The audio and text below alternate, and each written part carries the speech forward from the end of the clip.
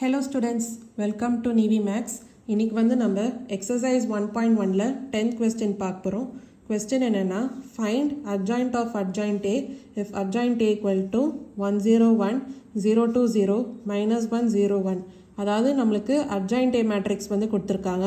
இப்போ நம்ம கண்டுபிடிக்க போறது adjoint of adjoint A. First வந்து adjoint A matrix வந்து நம்ம எழுதிக்கலாம்.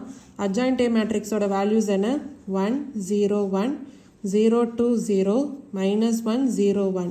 இப்போ இந்த மேட்ரிக்ஸோட அட்ஜாயிண்ட் வந்து நம்ம கண்டுபிடிக்க போகிறோம். அதாவது அட்ஜாயிண்ட் ஆஃப் அட்ஜாயிண்ட் ஏ. இது வந்து நம்ம எப்படி எழுதுவோம்? Cofactor matrix the whole transpose. அதாவது இந்த எலமெண்ட்ஸோட கோஃபேக்டர்ஸ்லாம் கண்டுபிடிச்சி அது ஒரு மேட்ரிக்ஸாக எழுதி அதோட டிரான்ஸ்போஸ் தான் வந்து அட்ஜாயிண்ட் ஆஃப் அட்ஜாயிண்ட் ஏ. அப்போ அது வந்து நம்ம எழுதலாம். இதான் வந்து கோஃபேக்டர் மேட்ரிக்ஸ். இப்போ ஃபர்ஸ்ட் எலிமெண்ட்டுக்கு வந்து நம்ம கோஃபேக்டர் கண்டுபிடிக்கலாம். இப்போ எப்படி கண்டுபிடிப்போம்? Sign convention into minor. ஒரு 3x3 மேட்ரிக்ஸ்க்கு சைன் வந்து எப்படி வரும்?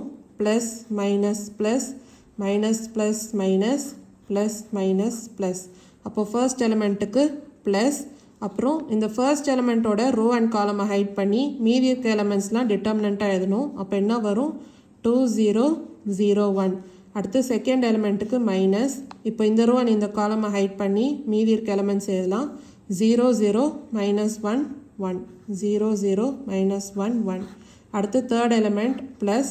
இப்போ இந்த ரோ அண்ட் இந்த காலமை ஹைட் பண்ணிங்கன்னா மீதி இருக்கிறது என்ன? 0 2 -1 0 0 2 -1 0. இப்போது மீதி இருக்க எலிமெண்ட்ஸ்க்கும் கண்டுபிடிக்கலாம். அடுத்து இந்த எலிமெண்ட் அப்போது மைனஸ்.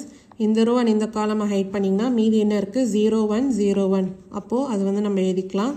அடுத்து ப்ளஸ். இப்போ இந்த ரோ அண்ட் இந்த காலமை ஹைட் பண்ணிங்கன்னா மீதி 1 1 -1 1. அடுத்து மைனஸ்.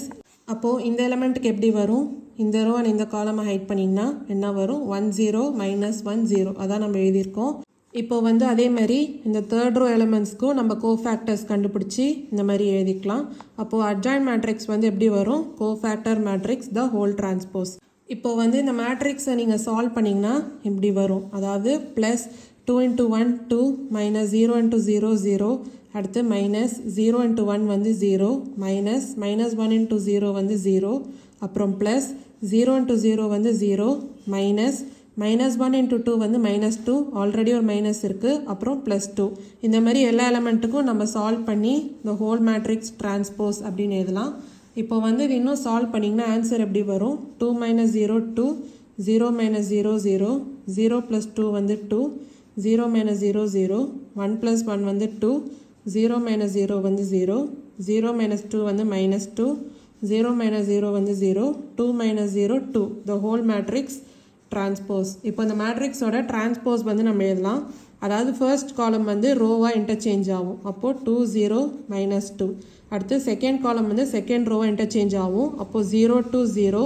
அடுத்து தேர்ட் காலம் வந்து தேர்ட் ரோவாக இன்டர்சேஞ்ச் ஆகும். அப்போது 2 0 2. இதுதான் வந்து அட்ஜாயிண்ட் ஆஃப் அட்ஜாயிண்ட் ஏ. இதுதான் வந்து 10th கொஸ்டினோட ஆன்சர். உங்களுக்கு வந்து ஏதாவது டவுட்ஸ் இருந்ததுன்னா கமெண்ட் செக்ஷனில் மறக்காமல் கேளுங்க. வேறு ஏதாவது சம் டவுட்ஸ் இருந்தாலும் கேளுங்க.